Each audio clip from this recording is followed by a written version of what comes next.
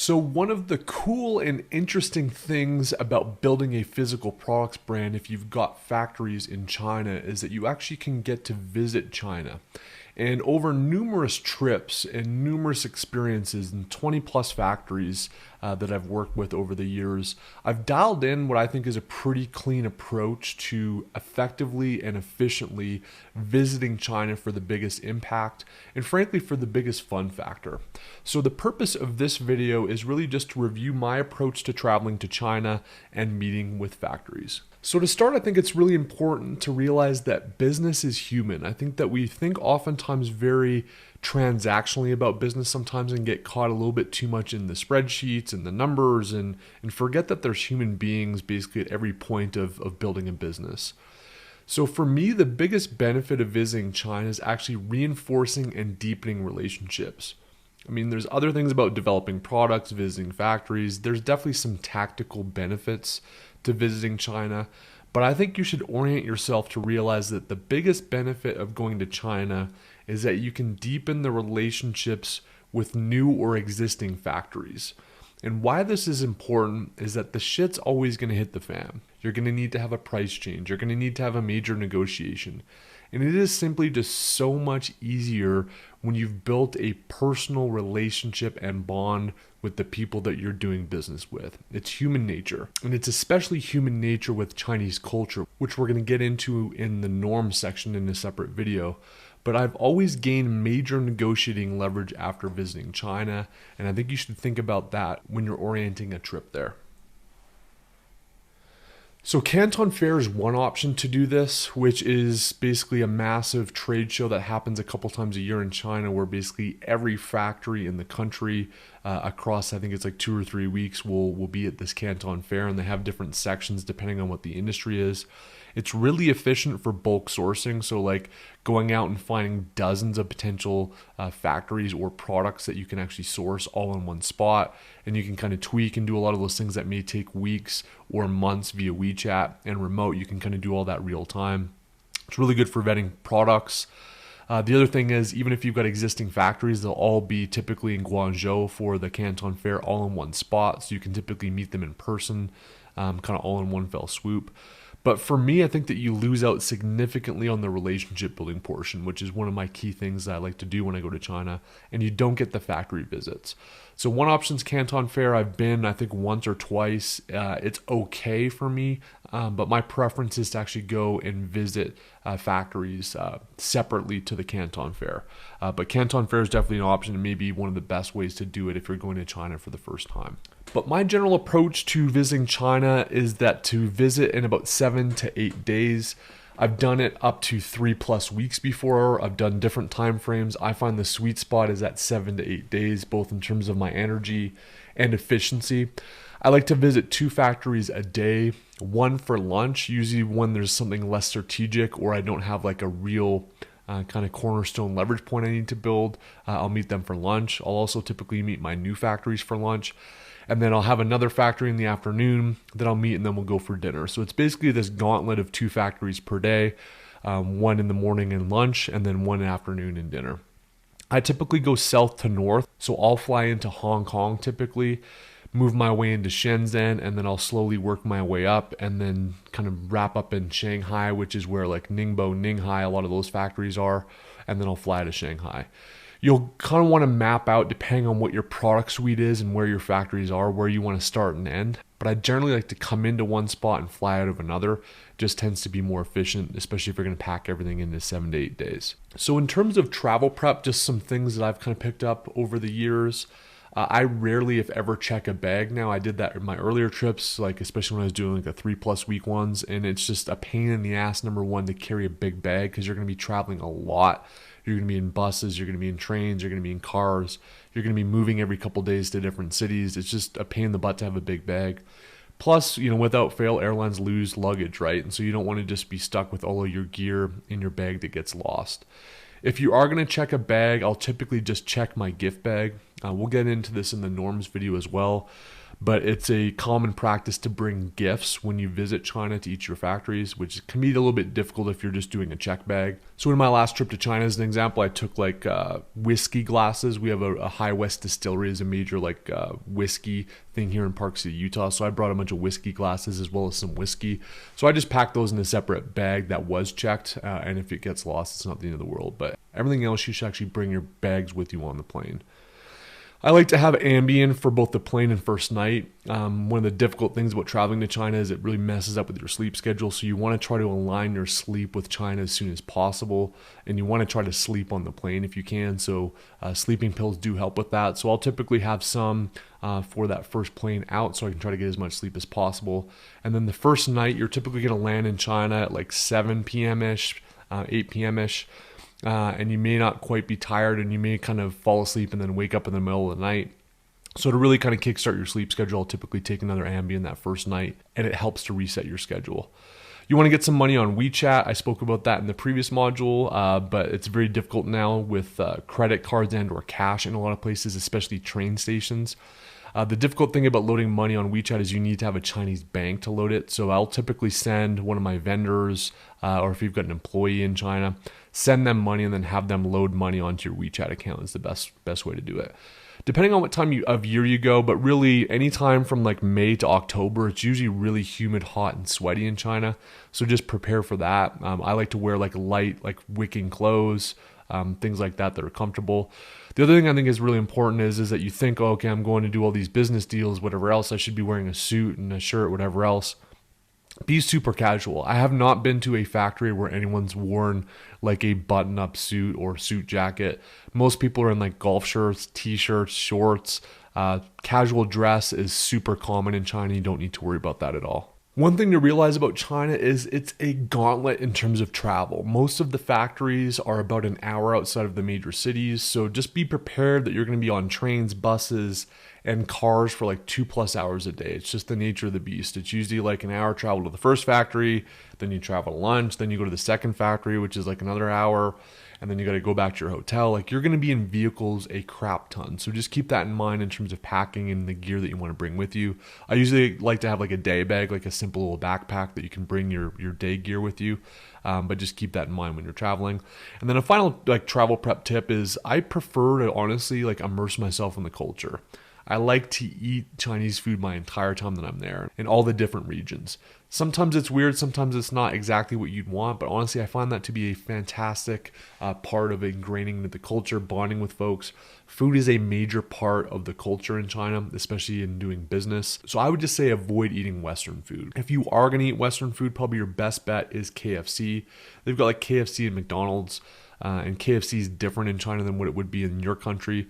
But if you want something that is like a taste of home and you're getting kind of sick of Chinese food, so to speak, KFC is probably your best bet. So moving along, I figured it'd be cool just to actually go blow by blow, day by day on my last trip to China, which was September before COVID happened. So I haven't been back since, obviously. But it was basically an 8-day trip. Again, that's the sweet spot for me is 8 days. Visited 10 factories, 6 of which were existing, 4 were new and or in product development stages. There's 5 material negotiation wins that came out of this trip. So again, these trips, the biggest bang for the buck, while visiting them's nice and all this stuff, is that you really deepen relationships and can get some major negotiation leverage. And in this trip, there's basically 5 major wins that either on the trip or in the preceding 3 to 6 months literally saved my bacon for various businesses. And just like fun footnote, which is pretty common when I go to China, I gained 5 pounds. So you're eating a lot of food. You're eating a lot of like salty food, so you're absorbing a lot. And then I typically it's like being in college again, going there. It's like you're drinking and all these different things, which tends to be common. So prepare your liver and your belly and your psyche for a lot of weight gain and food eaten. So here was my last trip. The first day I basically flew into Hong Kong at like 7-ish p.m. or something at night. Obviously pretty tired, but I was feeling pretty good. So I pinged one of my factories, one of the guys, like one of the VPs of sales at a factory I work with, and we met up for dinner at a kind of an English pub in Hong Kong. And Hong Kong is absolutely incredible at night. So even if you're tired and you feel kind of sluggish, I highly recommend getting out. And oftentimes you'll have some folks at factories that are based in Hong Kong, especially management teams. So try to meet up with them if you can. So my first night, basically landed, showered, went out and met. This is Calvin, one of my buddies and factory partners. We went out for beers. So that was night one. The next day, another factory picked me up. Kind of fun fact about China: if you ever see a car, especially a Western car like a Tesla, due to import taxes, they're usually like 5 to 7 times the cost. So I think that this, Tesla is probably worth a couple $100,000 in China. So anytime you see nice cars, like Range Rovers, things like that, just recognize that they're probably much more valuable than they are in your actual country. But this is one of my factories I've worked with for a very, very long time. Met with them, and they came and picked me up on Saturday. We went to an island off of Hong Kong. They took me out.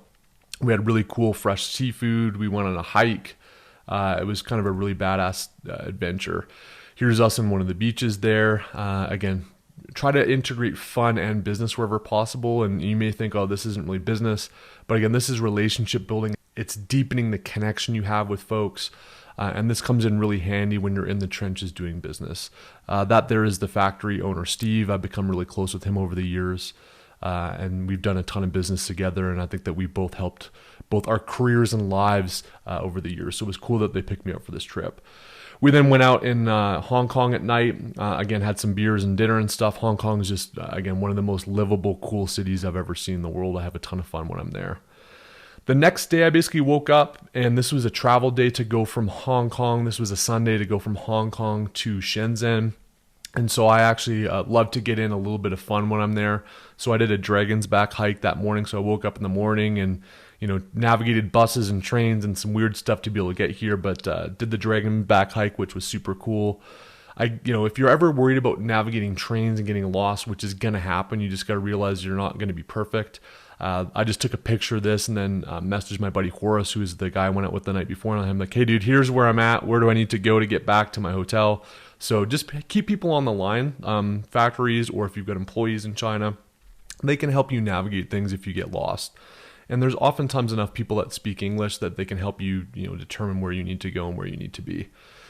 So then I basically took a train from Hong Kong to Shenzhen. There is a border crossing to get into China from Hong Kong that you will need to go through. And then there's basically like this long walk that you go through at the train station. Then you're in Shenzhen. But it's super easy to get from Hong Kong to Shenzhen. And then my first night there, I always like to go to the market in Shenzhen. So I took a couple trains. This is like one of the biggest electronics markets in the world. I think it's like 20 floors.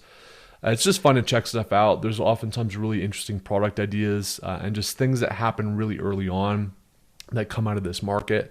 And so I always like to visit it when I'm in China and kind of tend to get some cool ideas and at least see what's happening in terms of product development. And this is typically the hotel that I stay at. It's the Shangri-La right at the train station before it goes to Dongguan. So it's like the Shenzhen Dongguan train station. So over here on the right is basically the train station. This is a view from my hotel window. So I always like to stay there. It's just a really good, kind of easily accessible kind of hub. They also have a really badass buffet in the morning for breakfast, so you'll get a good meal there if you leave. And then the next day, the fun starts, right? So this is Monday. I went to my first factory here. This is one of the employees in China, and then this is the account manager. This is the engineer, Norman, and then this is basically the CEO of this factory. One hack, and I think this is like a super, super critical hack that I suggest you do when you go to China. The factory boss you typically aren't going to interact with on WeChat, right? So especially if you're sourcing on Alibaba and stuff, you're going to be getting like a junior salesperson typically. So they're usually really efficient, but they're not necessarily going to make decisions. However, when you go to visit China, even if you're a smaller account for them, the factory boss will almost always greet you. Or they'll be with you when you guys go out for lunch or dinner, depending on which part of the day you're hanging out with them. So what I always like to do is ask to take a photo with your phone of you and the boss or you and the crew. And then after this, because the photo is on your phone, I'll typically just ask the factory boss, hey, why don't I go ahead and scan your WeChat? I want to send you this photo. And the cool thing about that is now you've got the factory boss's contact in your WeChat. You send them the photo, and I'll tell you what, this is like a golden gem. Anytime you have a major negotiation or you've got some serious stuff going on that needs to be fixed, typically your account manager doesn't carry a lot of leverage or sway at the company. It's just the reality of it. You want to work your way up to the decision makers whenever you need to really get stuff done. So I like to do this approach, and then guess what? If the crap ever hits the fan or I need something, I'm going to message the factory boss that I've now got in my WeChat, and that can typically move mountains. So in this case right here, this is John, who's the CEO of this company. And actually, I rarely interact with him, but when I ever need to and the crap's hitting the fan, I ping him and stuff gets done. And it's nothing against the account manager. She's amazing. But there's just a limit to what she can get done. But John is calling all the shots. And we'll get into this in norms, but there's some culture building in like this connection that you build when you visit China, and you can get some benefit out of that. So that's a hack that I definitely recommend people implement. And then the second part of the day went to another factory. This is us at the factory. This is us eating. This visit, you want to talk about material wins. It was like 5 or 6 months after this when COVID first hit China and things were kind of hitting the fan there. I guarantee you I would have been stocked out for at least 2 more months if it was not for this trip. I'm convinced of it. So this relationship building helped us get out of a major bind when COVID happened in China. And I think this potentially saved $70,000 in terms of value. So this is kind of the human side of it, but this is the second factory we met and went for dinner with. Then the next day we went out to Dongguan. Again, that's why it's cool to be kind of close to that train station. It's like a 25-minute train from Shenzhen to Dongguan. This is the guys that I actually met in Hong Kong as well, one of the key factories. And this is actually a factory site visit. This is a factory that they're building behind the scenes. So it gives you an idea of the scale that some of these guys operate in. And to put this into more perspective, this was me visiting the year before. So it was an empty field. So they're tremendously fast at construction in China. It actually like blows my mind. Every time you go there, you'll see like new cities built. It's super insane. So we had that morning visit, which was more technical. And then instead of visiting this factory in the evening, because we didn't really have any projects going on and we'd been there before, we actually just did like a kind of an experience with these guys. So they took us outside to like a more remote town, which was absolutely phenomenal and cool. And then we went out and had some food and of course drank like fishes. This guy actually is the husband of the factory boss that does most of the communication. And he doesn't speak great English, but I'll tell you what, drinking is a universal language. So we had a ton of fun that night, and again, really reinforced the relationship. It was a really cool experience that night. So that was another day. This is kicking off the next day. So we went to one factory in the morning. This is a newer factory that we were kind of developing some products with. I don't want to say less strategic, but again, we kind of try to save the more strategic stuff for the evenings for dinners. But we did go for lunch after visiting the factory. Again, have fun with food there. This is actually frog. And you think, oh man, I wouldn't want to eat frog. It was absolutely amazing. So get out of your comfort zone, eat the foods, have fun with the food. Even if you don't like it, it's kind of fun to experience new things. So we had some frog for lunch. And then this is the factory that we visited in the afternoon, one that we've worked with before, and we just kind of had to work through some nuances on an existing project. And then that evening, we took out our team in China. So if you've got sourcing agents, or if you've got people that help you out, if you've got part-time employees, logistics providers, whatever it is, I always like to go out with folks that you are in the trenches with. And it's really a good way to reinforce that relationship with them and frankly just enjoy kind of non-business stuff. So this was our team in China, the China manager over here on the right, and then our two QA, QC folks that are on the ground. So we went out for a really nice meal, and it again was really cool to, you're interacting so much on WeChat. You're so virtual to kind of break bread in person. We kind of did that evening. And then the next day was basically moving further north. So we went from a lot of the factories I work with are Shenzhen, Dongguan. We needed to kind of move up. Typically, I would go to Zhuhai. In this trip, we kind of skipped Zhuhai just because we didn't have time to do it. So we went up to like Ninghai, Ningbo, Taizhou area for the next leg of the trip. And this involved taking a plane. And so one thing to keep in mind is to give yourself plenty of time at airports. For whatever reason, China is like super advanced on a lot of things, but I find like the check-in experience and like getting into airports is still pretty old school. So it's not like you come in with your app and like scan and you're off to the races in 30 minutes. So I typically like to give myself at least a couple hours just to make sure that you've got enough time. I should say too, at all these factory visits, most of them will pick you up at your hotel or drop you off at your hotel. So if you're concerned about transportation and getting lost and all this stuff, usually number one, the train system's pretty easy to navigate and they can help you with doing that. But secondly, usually the factories will be responsible for picking you up, so you don't have to worry as much about transportation. So that's the airport, and then we basically went to a factory that morning. As you get further north, it's a little bit more old school, like traditional kind of Chinese business. You'll also notice here like cigarettes at lunch and cigarettes in the meeting rooms. It's kind of a trip. You don't see that as much in like Shenzhen area, but as you get further north, it's definitely a little bit more old school.